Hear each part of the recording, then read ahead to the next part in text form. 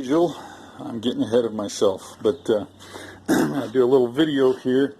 Excuse me, I did this door panel swap on the driver's side, and the problem was that I had the new one that I got, or the replacement one, had the wrong color on it. So this is my old one from the passenger side, and if you notice, the bottom half of it is a light gray color, and the dark half is a top gray.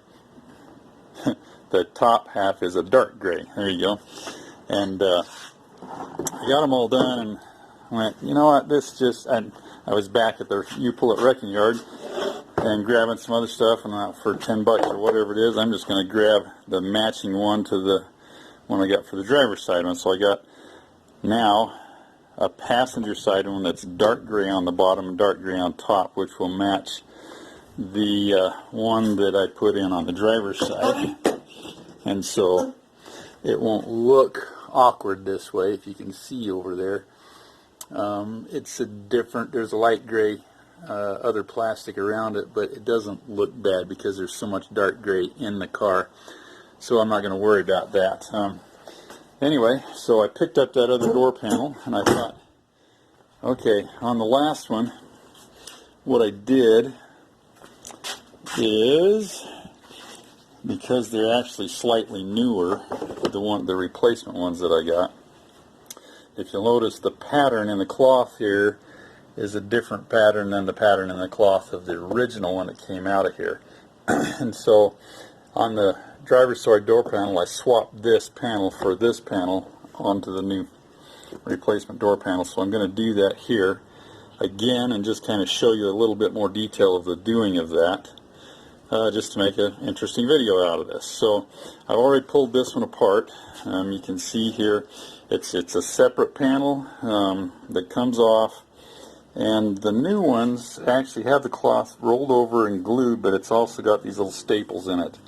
But what I found is on these old ones, the original ones, they got by without the staples. So I'm not going to worry about putting staples back in it. I've got some good glue, so we'll clean this thing up. Actually, I just had another thought here that I'm going to do completely different on this one. On the driver's side, what I did is, you've got a bunch of really heavyweight staples that have come through here and stapled into the back side of this, and then on the back they were folded over here, and that's how the top edge was fastened with this weather strip there. And because those staples are probably not put in exactly the same spot, I thought, well, I'm going to reuse the plastic piece that matches the staple holes.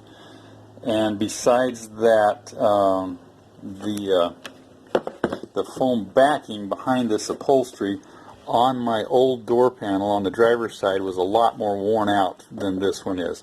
But this one is okay, and so it was a big hassle to peel this upholstery off and that upholstery off and then get the new upholstery on here. I spent probably an hour and a half or 2 hours doing that, but you know what, on this one I don't need to. I'm going to just pull off this panel and I'm going to glue it on here, and then I will find a way, probably have to use a drill bit to drill through for these staple, the new holes, so that they match in my old panel that I put on there. But I'm going to move along here. I'm going to show you how to take this one off, because I forgot to show you how to take this one off, but now you see what we're dealing with here.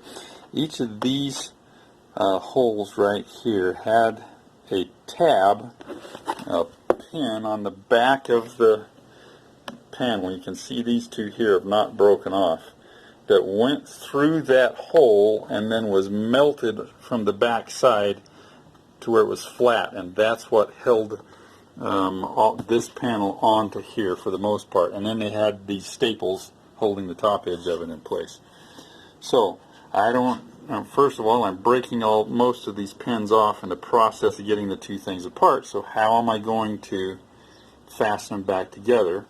And that's where my good old windshield urethane comes in handy again. And I tell you what, I did it on that driver's side panel, and it held like gangbusters, probably better than anything else I could have done. So I'm going to do the same thing here. That means I'll have to put them together, and then we'll let them sit overnight while that stuff hardens up.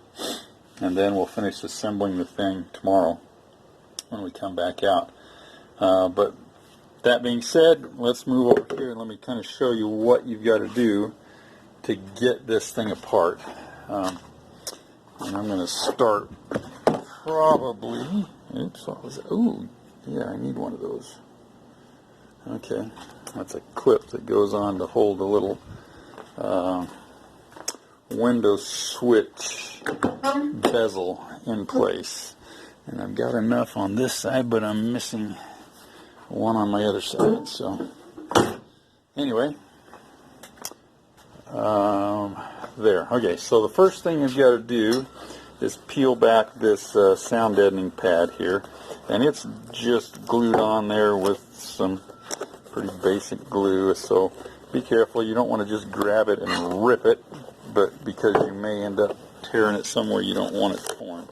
But just get under there and it comes loose fairly easily, and you got to peel it back until you expose all of these bent over and melted plastic pins here. So I've got all of those exposed now, and so now what I've got to do is break those loose. And for that, I'm going to my carpentry toolbox, and I got this great little pry bar. We call it a flat bar. I don't know what you call it, but I just stick it under there and give the thing a little pry, and there we go. The pin pops out. I think I had another one there, but it looks like it's loose. So come on here, pop that one, pop that one, send it flying. There's one. Now, change hands here. Get inside of that slot there, because I got one there. Not broke yet. There's another one in the corner. Broke yet. On to the next one. Broke that one. And I think that's got those. Then I got a couple more holding this piece in. So I'll get it. There we go. So now we're loose with all those plastic pins. And the next part is a little more complicated and harder. I'm going to see if we can, I'm probably not going to be able to film it really good here because it's going to take 5 hands to do it. But I'll show you basically what I'm going to do. I think, yeah, I should get more professional. Get a tripod, I know that, but I don't have one. So if you get the thing stood up on end and look down in there, you can see the folded over heads or tails of the staples. And so what I've got to do is get my screwdriver down in there. This just isn't going to work. I'm going to have to get my screwdriver down in there in the heads of those staples and try and bend them back straight. And what happens with a little tiny screwdriver like this, I can start them bending back into place, and then I can reach in there with a pair of wire cutters like these and gently grip those staples and twist them back till they're straight enough to pull out of there. So I'm going to go on to that point, and then basically I'll have it to the same point that the other side is, but we'll get there and then we'll come back and show you what I got. So there we go. Here we go, and got another surprise when I started pulling those staples apart. So on this year they use a much more lighter weight staple, and I couldn't get to them down inside because they put them in a slightly different spot. But what I was able to do here is get underneath the head of the staple and pull it out, and it would either break off of one side or pull one side out. And so I went along and did all those, and then it was just a simple matter of sticking the screwdriver in there, prying a little bit, and they all popped loose. And so I don't know, you probably see a couple of them right down in here. They're still sticking out. what I'm going to do now is go back in behind here and try to get those pulled out of the way so they don't cause me problems as we go along. And I'm going to move on to that point and get those out of there. And then what that did was freed up my old panel now, so I've got it, so I can pull it out here. I'll do a little inspection and maybe some cleaning on it and get it ready to go onto the other side, and then we'll come back and show you how we're going to account for those staple holes in this panel right here to match the old panel so that we get a flawless installation as we go back together on the other one. So I'll move on here, get these little old staples pulled out, and we'll come back. Okay, so I have the old panel laid on top of the newer one, and what I did was very carefully lined up both ends so that I had the thing in exactly the same position side to side here. And then what I did is I went through, and this will be very difficult to see probably, but I've got my old staple holes in the cloth down here, and what I did was I ran myself a straight line up there, and they're not lined up exactly the way that they were, but anyway, I came up here with a pin and transferred myself a straight line up here and drew it onto the old panel here.